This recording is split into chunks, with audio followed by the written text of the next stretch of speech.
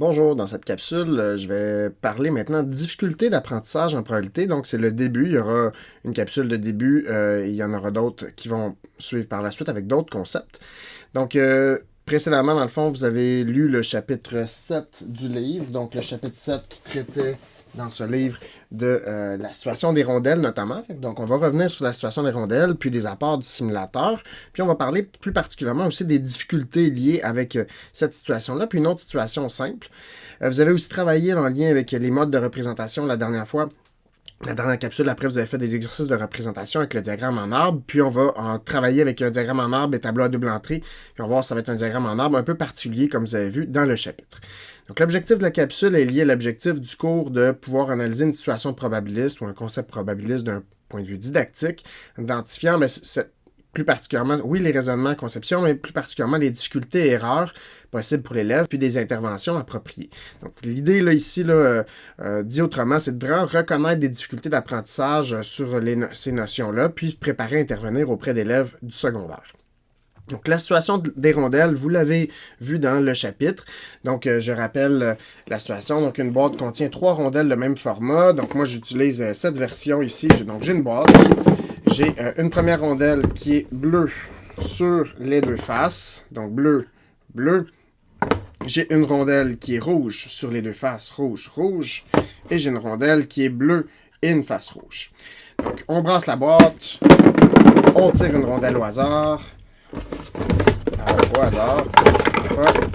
On regarde une des faces seulement. Donc, je vois bleu. Et le jeu consiste à prédire la couleur de l'autre face de la rondelle. Donc, si je pourrais dire, bon, ben moi, je vais faire la stratégie toujours bleu. Je vais toujours dire bleu. Et de l'autre côté, c'était bleu. Donc, cette fois-ci, j'ai gagné avec ma stratégie.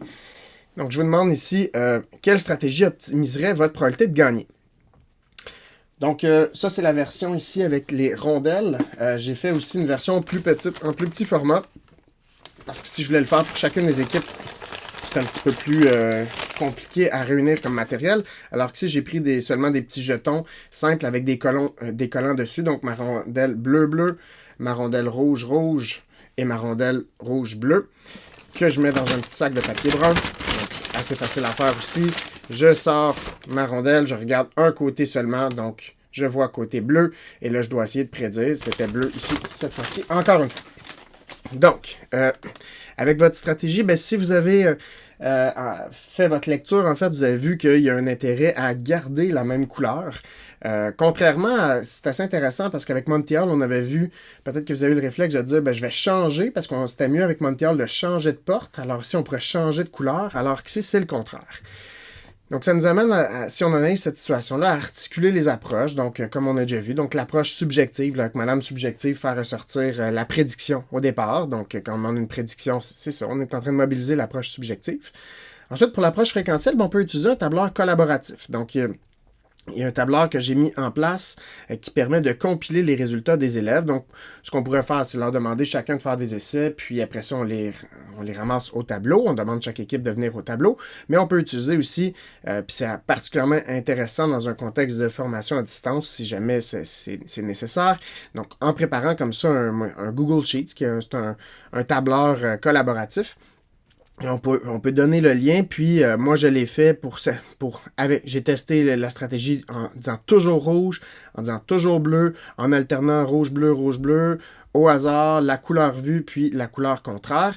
Puis automatiquement, ça vient se compiler ici le nombre de fois que j'ai gagné, puis les pourcentages, et tout ça. Et là, une autre équipe pourrait venir écrire ici son nom, ses résultats, et là, ça va se compiler. Donc ça, c'est une façon de faire l'approche fréquentielle, puis de ramasser plus d'essais rapidement, mais il y a une autre méthode encore plus efficace, donc le simulateur.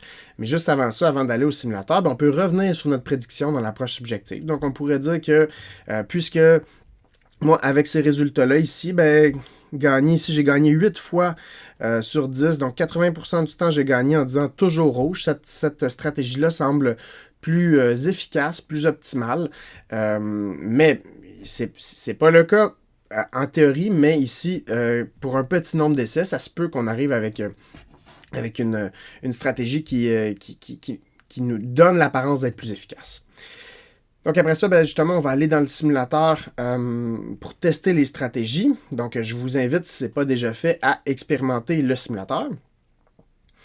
Puis maintenant, ben, on va aller tester les stratégies. Donc, il y en a 6 comme vous avez vu dans le tableur. Puis on va pouvoir aller tester ces 6-là dans le simulateur. Donc, on peut y aller aussi dans le simulateur un à la fois. Donc, on peut piger ici, puis dire, bon, si moi, ma stratégie, c'est de dire toujours rouge, justement, parce que j'avais l'impression que c'est gagnant de dire toujours rouge, c'est ma couleur préférée, par exemple, je pourrais avoir cette conception-là.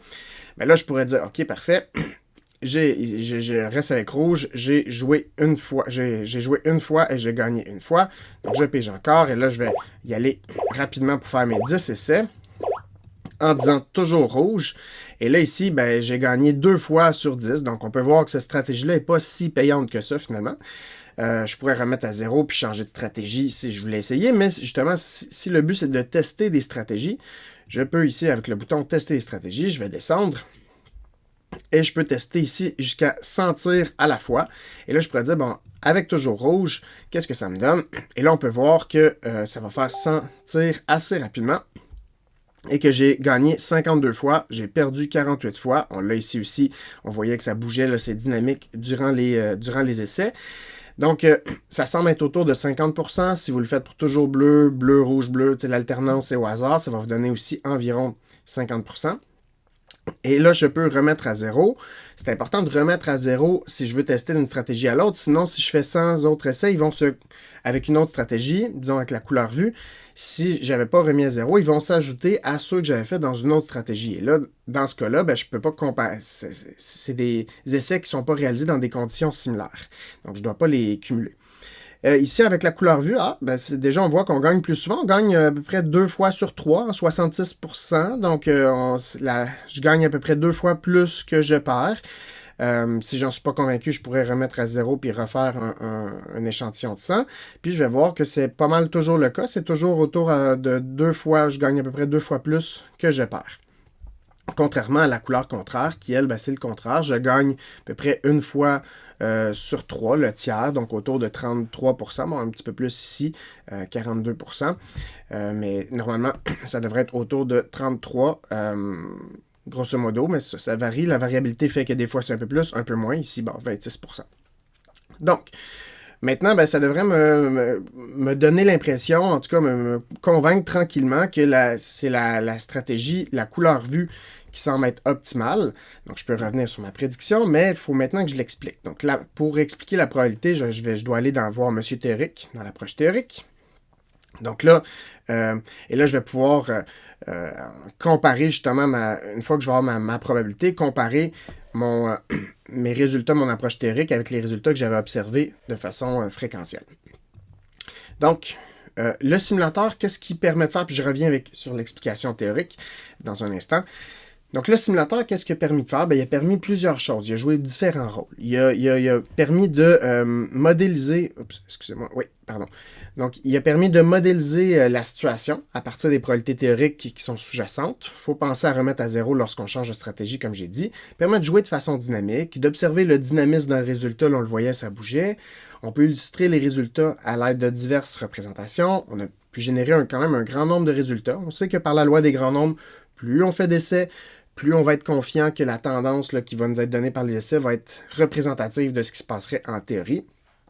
Ça a permis de combattre une intuition erronée, donc en lien avec Monty Hall aussi qu'on avait déjà vu. Permet d'observer une tendance, mais qui reste à être expliquée de façon théorique, puis permet de soutenir la prise de décision. Mais même la stratégie optimale, elle ne permet pas toujours de gagner. Hein? Même en disant si ma stratégie, la stratégie optimale, c'est de garder la même couleur. Donc, si je vois bleu, de dire bleu. Si je vois rouge, de dire rouge.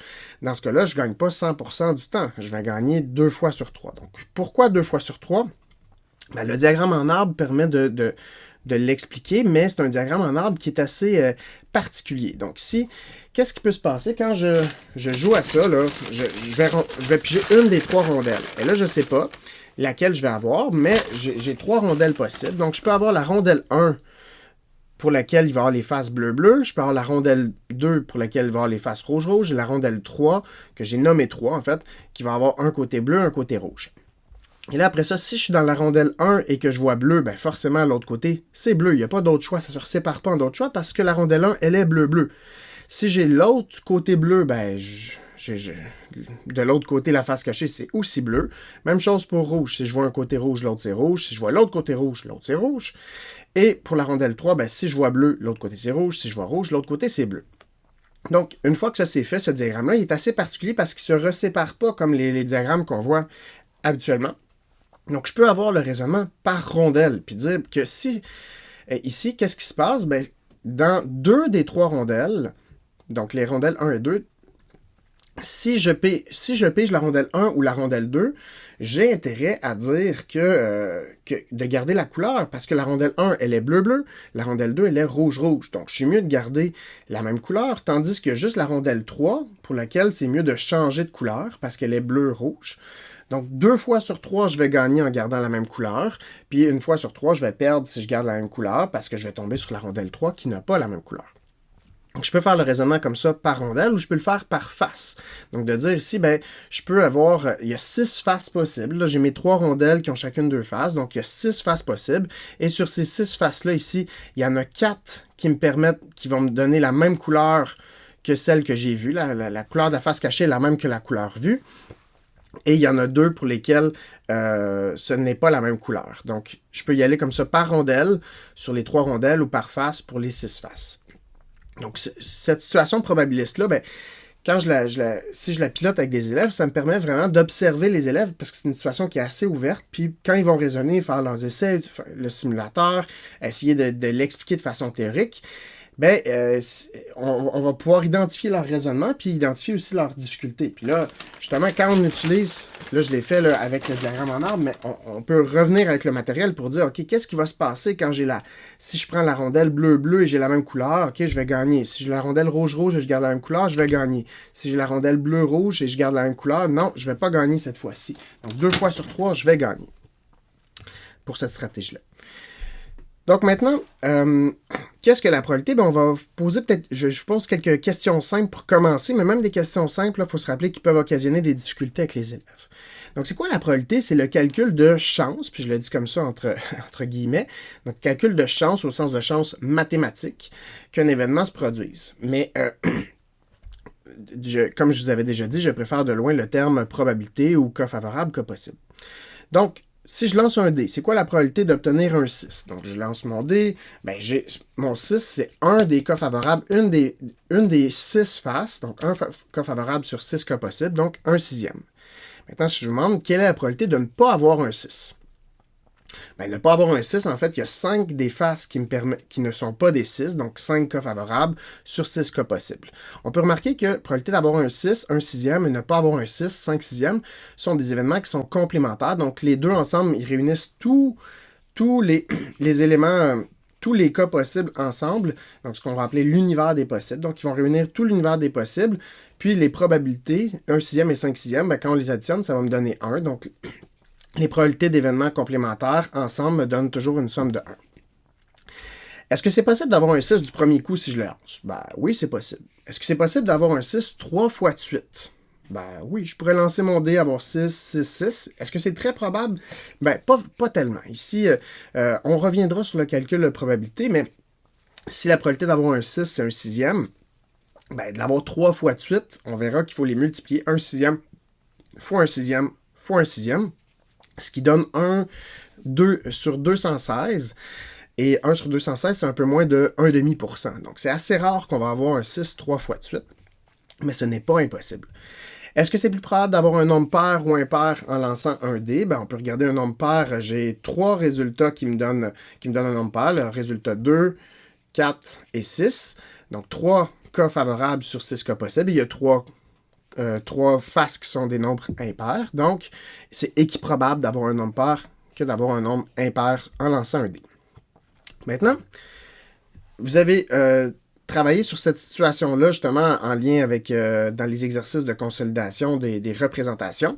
Donc, si on lance 2 dés à 6 faces, on s'intéresse à la somme. Est-ce que c'est mieux de miser sur un résultat qui est pair ou impair, ou ça n'a pas d'importance? Donc, je vous ai demandé de justifier à l'aide de diagrammes appropriés. C'était possible de le faire ici avec la grille, le tableau à double entrée, ou avec un arbre. Donc, je vous invite à ressortir votre solution. Puis, on va regarder un raisonnement possible d'un élève. Donc, un élève pourrait dire, ben, si je lance 2 dés à 6 faces, là, Les sommes possibles, là, ça peut être de 2 à 12. Le moins que je vais avoir, c'est 1 et 1, ça me donne une somme de 2. Puis le plus que je vais avoir, c'est 6 et 6, une somme de 12. Donc je vais avoir de 2 à 12. Puis ça, il y en a 11 sommes. Hein. 1, 2, 3, 4, 5, 6, 7, 8, 9, 10, 11. Il y a 11 sommes. Puis là-dessus, il y a 1, 2, 3, 4, 5, 6 des nombres qui sont des nombres pairs.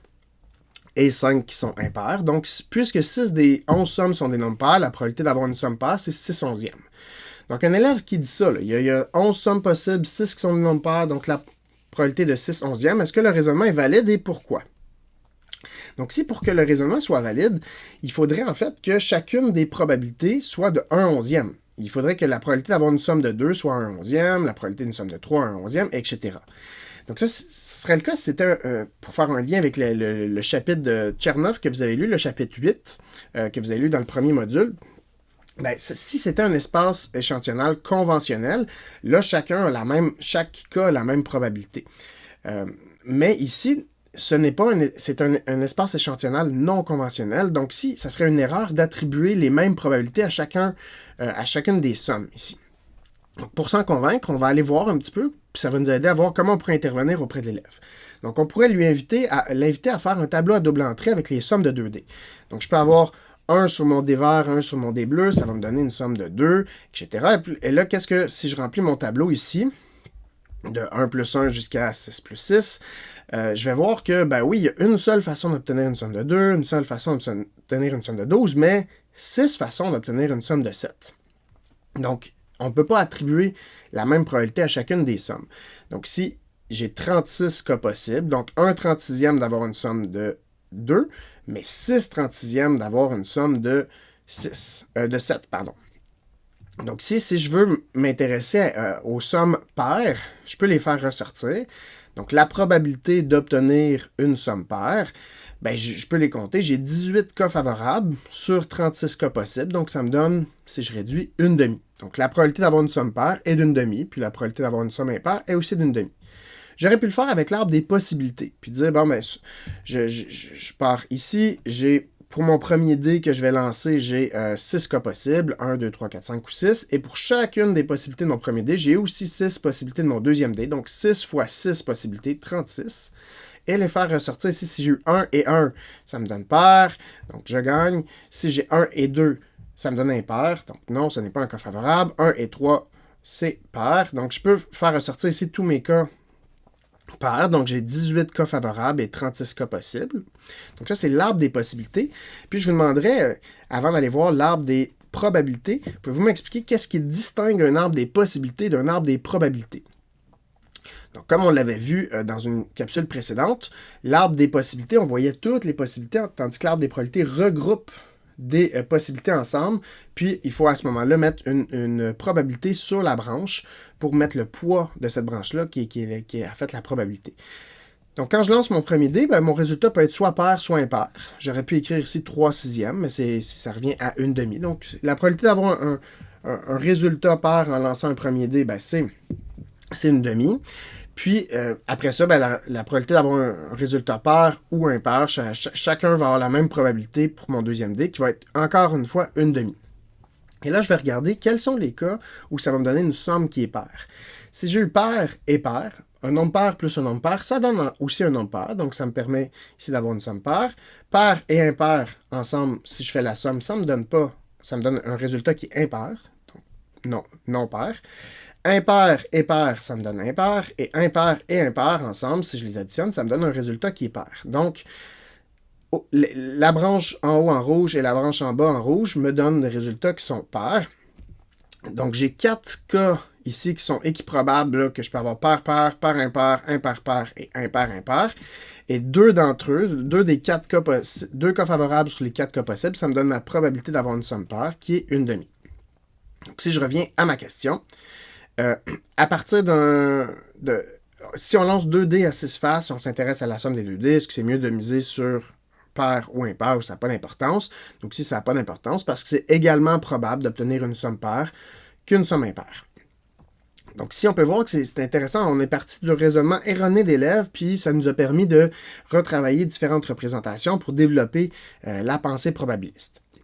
Il est à noter qu'on aurait pu aussi faire des essais on aurait pu aller justement dans l'approche fréquentielle parce que je reviens, je recule. Au début, on demandait avec la prédiction, on était avec Madame Subjective. Avec les arbres, on est avec Monsieur Théorique. De façon théorique, on va aller calculer la probabilité. Mais ici, on peut le faire aussi avec Monsieur Fréquentiel pour réaliser des essais. Donc, on va aller voir 2 simulateurs que je vous demande d'expérimenter maintenant pour aller voir cette situation-là. Donc, si on va aller creuser cette situation-là avec les 2 simulateurs, pour le premier, que voici, si on s'intéresse à la somme des dés puis on veut voir les résultats pairs et impairs, je peux ici faire un à la fois. On voit ici que ça se cumule ici le nombre de tirs ou le nombre d'essais. Donc, je suis rendu à 10 essais ici. À chaque fois, il m'écrit la somme puis il vient l'ajouter dans mon diagramme à bande ici, un diagramme à bande horizontale. Je peux faire 10 à la fois. Je peux faire plusieurs fois. Et voilà, j'ai déjà atteint 100 essais. Et là, je peux voir ici que j'ai obtenu... Et là, bon, je sais que la probabilité d'avoir une somme de 7 devrait être plus élevée que la probabilité d'obtenir une somme de 8. Mais ici, ça peut arriver quand même que c'est ça le hasard. J'ai obtenu plus souvent une somme de 8. Je l'ai obtenu 17 fois qu'une somme de 7 que j'ai obtenue 16 fois. Donc, ça peut arriver. Mais si je voulais revenir à ma question de c'est quoi la probabilité d'avoir une somme paire, ce que je peux faire, c'est aller voir tous ceux qui sont les sommes paires, somme de 12, 10, 8, 6, 4 et 2, et aller additionner les fréquences que j'ai, les effectifs en fait que j'ai observés. Donc si je l'ai eu 3 fois, plus 7, je suis à 10 fois, plus 17, je suis à, j'étais à combien? 3 plus 7, 10, plus 17, 27, 27 plus 10, 37, plus 9, 46, plus 7, 53. Donc j'ai eu 53 fois une somme paire et de façon complémentaire, j'ai eu 47 fois 53 et 47, 47 fois une somme impaire. Donc je pourrais ici remettre à 0, refaire 100 fois directement et ça prend une dizaine de secondes environ. Et j'obtiens ici, dans ce cas-là, justement, j'ai eu une somme de 7 qui a été plus... qui est arrivé la plus fréquemment, donc ce qui concorde avec la probabilité. Normalement, je devrais avoir une espèce de forme ici en triangle où les extrémités arrivent moins souvent et le milieu arrive plus souvent. Justement, cette forme de triangle-là, si on veut, je peux l'observer avec l'autre simulateur par la suite, qui est celui-là. Donc, un simulateur que j'ai conçu dans Scratch, qui me demande combien de fois je veux faire l'expérience. Je peux le faire ici 100 fois. Il le fait très rapidement. Et là, justement, vu que je vois que c'est tellement rapide, je peux y aller vraiment plus, je peux y aller 10 000 fois par exemple, et je vois assez bien ici la forme ici de triangle où j'ai une somme de 7 qui est plus probable. Et encore une fois, ce que je pourrais faire, c'est venir additionner mes fréquences de mes sommes paires, et là, si je le fais avec un très grand nombre de fois, disons 1 million, il est en train de le faire, mais ça prend ça prend un petit peu plus de temps, mais on va le laisser rouler un petit peu. Et voilà, c'est pas beaucoup plus long. Puis on voit très bien ici la forme en triangle et on pourrait à ce moment-là venir additionner et les sommes, la probabilité d'avoir une somme paire, en fait, on serait très près ici avec les fréquences qu'on observe. Donc voilà, ça nous a permis de répondre à cette question-là, puis d'articuler les différentes approches probabilistes. Donc je vous demande maintenant de retenir, de noter ce que vous retenez de cette capsule vidéo-là. Puis, donc, ça nous a permis de faire ressortir les rôles, les apports des simulateurs, en complément avec la réalisation d'essais avec du matériel. On a vécu et analysé la situation contre-intuitive des rondelles. Après que vous l'ayez lu, on a pu y revenir consolider cet apprentissage-là. On est parti d'un raisonnement erroné d'élèves pour développer la pensée probabiliste, là, en lien avec la somme paire et impaire de 2D. On a articulé les 3 approches probabilistes. On a dénombré les cas favorables et les cas possibles, encore une fois, dans une situation simple, à l'aide du tableau à double entrée puis du diagramme en arbre. Donc, pour la ressource suivante, vous allez lire le chapitre des probabilités de Van der Waal et Levin. Donc, c'est un ouvrage qui est celui-ci. Et là, il y a un chapitre sur les probabilités. Vous allez voir en fait qu'il y a différentes idées d'activités qui vont vous permettre de vous donner des idées pour travailler les probabilités avec les élèves. J'espère que ça vous a plu.